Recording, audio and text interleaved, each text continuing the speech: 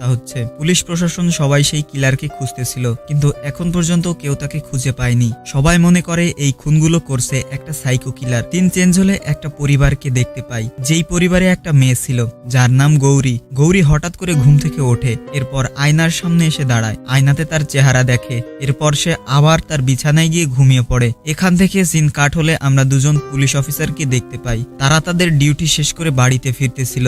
এমন সময় তাদের মনে হতে থাকে কেউ তাদের পিছু করছে, কিন্তু তারা যখন বাইক থামিয়ে পেছনে দেখতে পায় সেখানে কেউ নেই। এদের মধ্যে সামনে যে ছিল সে এখানে একটু অপেক্ষা করতে বলে, কিন্তু পেছনে বসে থাকা লোকটা তাকে ওখান থেকে চলে যেতে বলে।